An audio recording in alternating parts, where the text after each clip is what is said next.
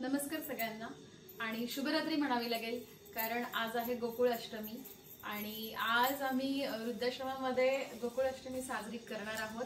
तर बहुतांश आजी आणि सगळे बऱ्यापैकी झोपले आहेत, जेवढे जागे आहेत तेवढे सगळे इथे आमच्या सोबत आले आहेत आणि खरं तर सगळ्यांना झोप आली आहे, पण तरी पण त्यांना अगदी रिक्वेस्ट केली की थोड्या वेळ थांबूयात कारण सगळ्यात आनंद म्हणजे काहीतरी हाच आपला सगळ्यात मोठा आनंद आहे असं मला म्हणावं लागेल। तर मी एक म्हणजे गोकुळ अष्टमीबद्दल थोडीशी माहिती नक्कीच सांगते।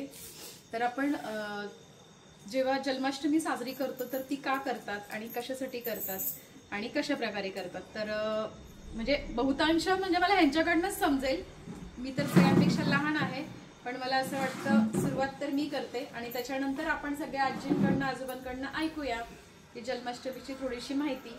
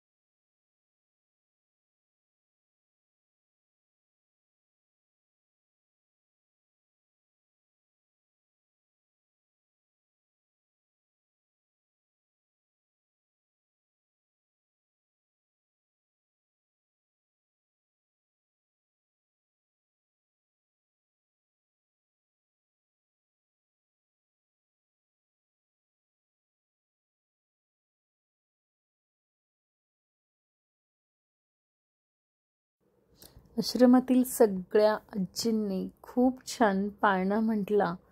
रात्रीचे 11:30 वाजले होते, पण कुणी झोपण्याच्या मनस्थितीत नव्हतं। खूप छान वाटलं। आज गोकुळ अष्टमी आहे, म्हटलं आजच रात्री आपण साजरी करायची आणि दहीहंडी आपल्या वृद्धाश्रमातील सगळे आजी आजोबा मिळून फोडतात।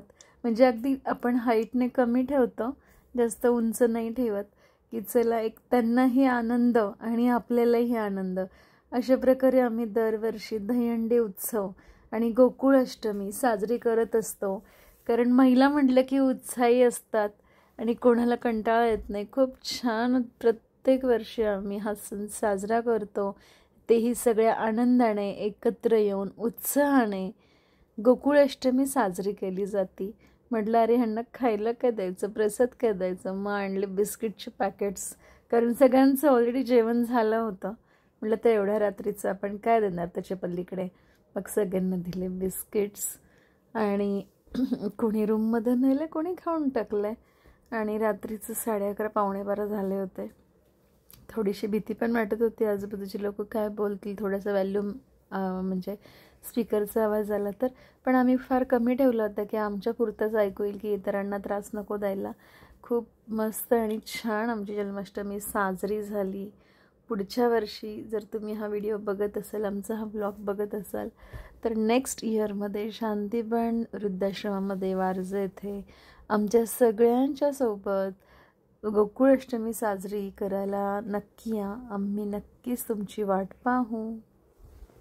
कोणताही सण वृद्धाश्रमात असला ना, सगळेजण सगळ्यात आधी महिला पुढे असतात आणि सगळ्या उत्साही म्हणजे आमच्या वृद्धाश्रमातल्या महिला, आणि खूप प्रत्येक गोष्टीचा आनंद लुटतात.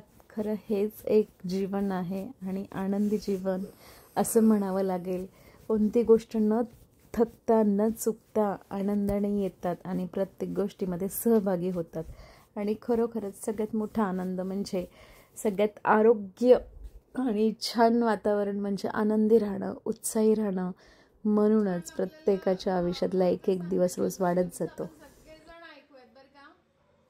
आणि सगळ्यात आध्यात्मिक आमच्या इथे हेच आहेत. सगळेजण आहेतच, पण जास्त नॉलेज वाले जोरी अंकल आहे. नहीं बोलिए. एक्चुअली जब जब हो धर्म की हानि बाणे असर महाकलगामी तब तब प्रभुधर लेंगे मनुष्य शरीरा. और ये जो है वो रीत चलती चली आई कि जब भी पाप अत्याचार बढ़ा तो किसी न किसी भगवान ने जन्म लिया. तो इस तरीके से जो है वो कृष्ण जी ने भी जन्म लिया था, क्योंकि इनके माता पिता को जेल में बंद कर दिया था कंस ने, क्योंकि उसने जो है वो कहा था कि इसकी जो बच्चा देवकी से पैदा होगा उसको वो कंस को मर्डर कर देगा. तो इसलिए जो है वो उसके बच्चों को जैसे पैदा होता था मार देता था बच्चों को, और अपनी जेल में रखता था उन्हें, जिससे कि ये बच्चे को डिस्पोज ऑफ ना कर दें.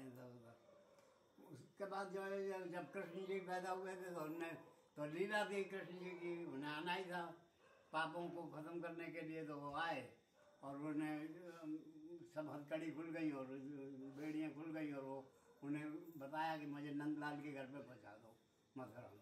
वो नंद के घर पे वासुदेव जो उनके पिता थे वो उन्हें वहाँ पहुँचा है. वहाँ पे एक कन्या का लेट गई. उस कन्या को जब वो मारने आया कंस तो वो उड़ गई.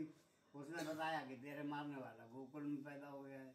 फिर वो गोकुल में जो है वो जितने बच्चे थे मारने की कोशिश करते रहे. उनने कभी पूतना को भेजा, कभी इसको भेजा, कभी बहुत से राक्षसों को भेजा कि कृष्ण को मार दो. कृष्ण का जन्म जो है वो एक्चुअली अत्याचारों को खत्म करने के लिए ही हुआ था. तो वो जितने भी राक्षस थे उन सबका वध करा उनने. उसके बाद उनका सेकंड नेम था लोगों में प्रेम जगाना. तो लोगों को प्रेम की शिक्षा देने के लिए उनने राधा से प्रेम करा. और राधा का प्रेम जो था वो गोपियों का प्रेम था. वो प्रेम की एक एजुकेशन दी उनने समाज को. राम ने दी थी संस्कारों की एजुकेशन, और कृष्ण ने दी लोगों को प्यार करने की एजुकेशन, और कि सबसे प्यार करो. और जब वो उसके बाद में जो है वो फिर जब बड़े हो गए तो वो ने जाके कंस को भी मार दिया 12 साल की उम्र में. और फिर उसके बाद में जो है वो पांडवों से उनकी बुआ थी वो कुंती जो थी वो बुआ थी कृष्ण की. तो कुंती के हस्बैंड की डेथ हो गई थी, उनको राजपाट में नहीं रहा था.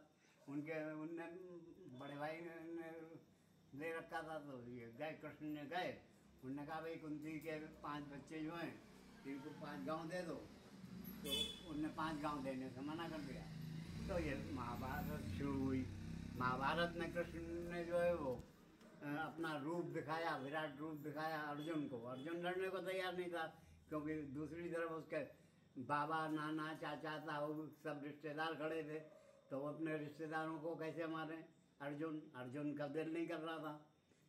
तो उन्होंने समझाया कि इस दुनिया में कुछ नहीं है, जो कुछ भी हूँ मैं हूँ, और न तुम किसी को मार रहे हो ना कोई मर रहा है. ये सब कुछ नहीं हो रहा है, सब मेरे अंदर है. तब उनने अपना विराट रूप दिखाया कृष्ण ने. और विराट रूप वही गीता के जो उपदेश हैं 18 श्लोक, वही उपदेश दिया उनने. ये इनका पर्पस था इस दुनिया में आने का, और वो अपना पूरा कर गए. इनकी मौत जानती हैं आप कैसे हुई थी? प्रेशियस वैल्यू है गीता, जिसको कि हम लोग धार्मिक ग्रंथ समझते हैं. अमेरिका में उसको एक आइडियलिस्टिक बुक समझते हैं. हर कंट्री में कोई भी जात का आदमी हो गीता को ही समझता है कि एक बहुत अच्छी इंटरेस्टिंग नॉलेज वाली बुक है. उसे धर्म से नहीं जोड़ते वो लोग, वो उसको जोड़ते हैं कि नॉलेज से, उसमें ज्ञान बहुत है गीता में, बरोबर. Divine power. अशा प्रकारे आपण गोकुळ अष्टमी आज साजरी केली शांतीवन वृद्धाश्रमामध्ये सगळ्या आजी आजोबांसोबत. आणि तुम्हाला हा व्हिडिओ कसा वाटला नक्की लाईक करा, शेअर करा, सबस्क्राईब करा आणि आमच्या आजी आजोबांना भेटायला शांतीवनमध्ये नक्की या, वारजे इथे. धन्यवाद.